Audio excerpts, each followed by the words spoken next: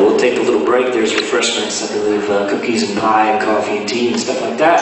And my wife Karen has a beautiful boutique set up full of CDs and t-shirts and bumper stickers and koozies and caps and a credit card machine, so watch out. She has the latest CD, which is a live CD that came out last September. It's called Sorrow and Smoke Live at the Horseshoe Lounge, recorded down in Texas, where I live now. And it's a double CD, 2 for the price of 1, and it comes with 2 coasters. Did you hear about that? So listen at home on your coffee table and don't worry about getting rings. So that's the current product issue right now.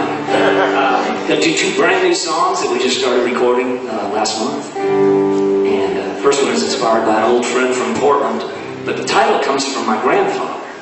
My dad's father, who settled here and summered here all through the 40s and 50s and settled here in the early 60s.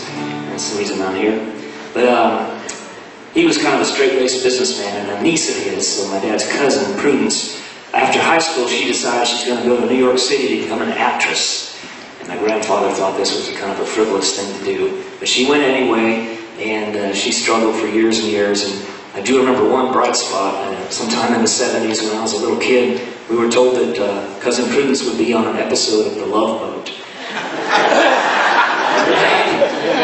And so we got to stay up late, me and my little brothers, and we got in our jammies and ate popcorn and stayed up. And there she was in the first scene, and she was murdered in the first scene. The national TV debut. She kept at it. She worked and worked, and she's still an actress and playwright down off Broadway. But after a few years of struggle, my grandfather, in a sign of grudging respect, I believe, said to her, "Prudence, you have a whim of iron." That was a really good phrase, a phrase I could write a song about.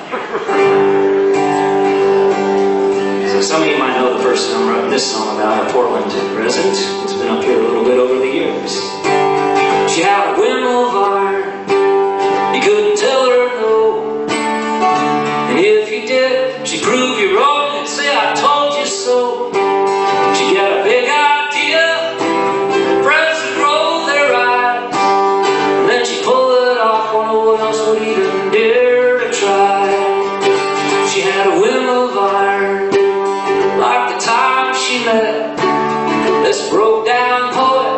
He was a World War II vet. One day he proposed, and she said, "I do," to this gentle soul. She didn't care that he was 92. She tried to buy the old church before they tore it down. She took up a collection all over town. She raised $500,000, fixed it up so nice. Now there's dancers, artists, and singers where there used to be bats and mice.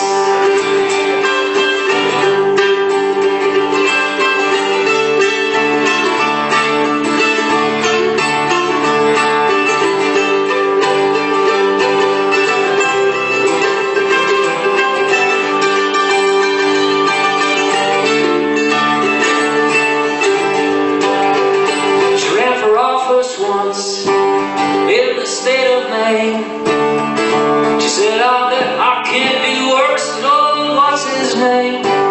She shook things up for a little while, told the good old boys off good with a wink and a smile.